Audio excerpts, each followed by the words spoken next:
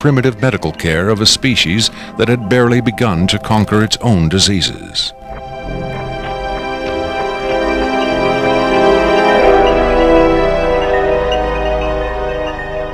But as we will hear, there are those who claim that to the aliens, death is not a final end to be feared, but a mere transition.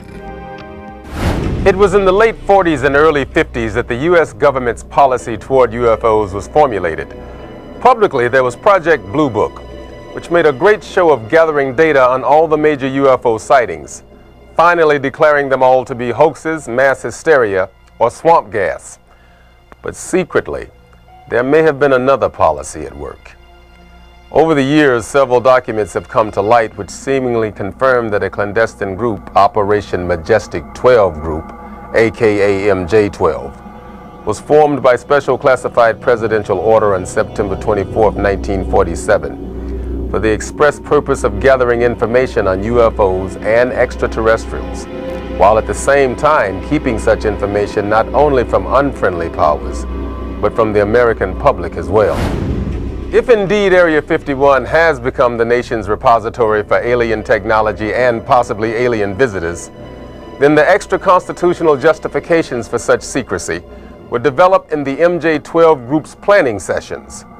James B. Forrestal, Secretary of Defense under President Harry Truman, is widely accused of being the mastermind behind the creation of MJ-12. Once created, Majestic may have expanded its mandate beyond what Forrestal had intended.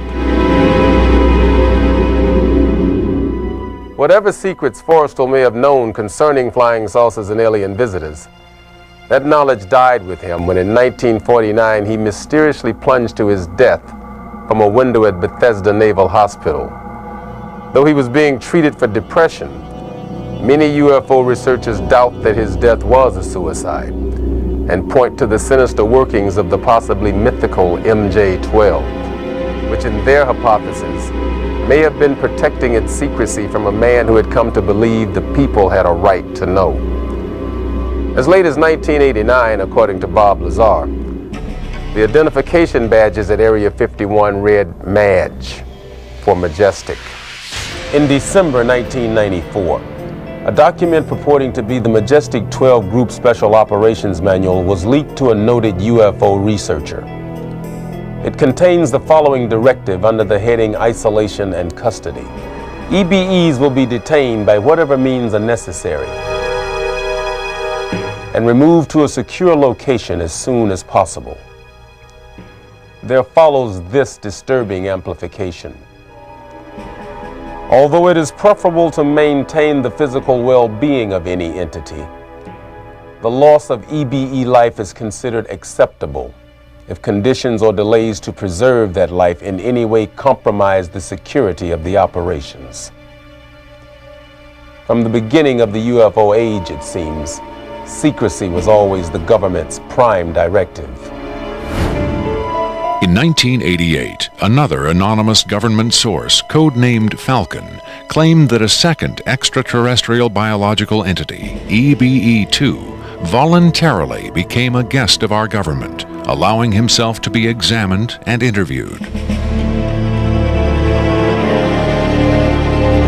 In this scenario, Area 51 became, for a time at least, a sort of extraterrestrial embassy, the setting for mankind's first attempt at diplomacy with beings from another world. Different sources disagree as to how communication was established.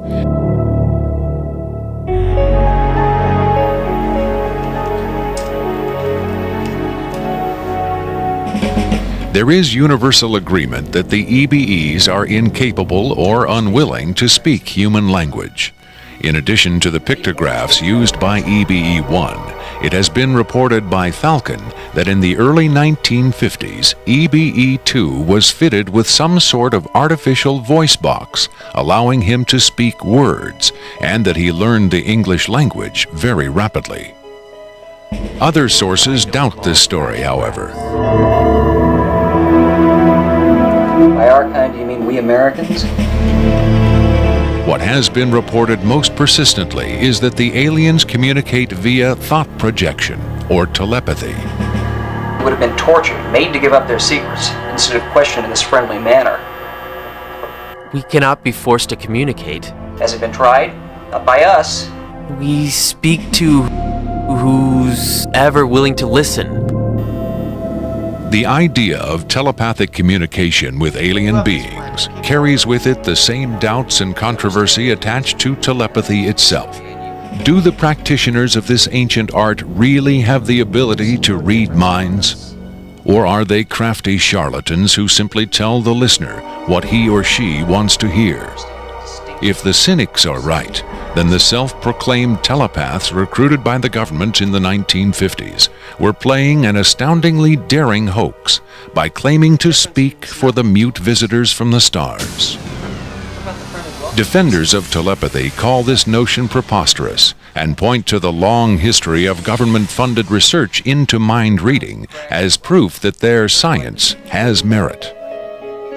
In the last 4 decades, there have been persistent, often contradictory rumors and even eyewitness accounts of other alien visitors meeting secretly with military or government officials. But what about today? The Tester Corporation has recently come out with a model kit of Gray, the extraterrestrial life form, and a scale model of the so-called sport model, the UFO Bob Lazar says he studied at Area 51.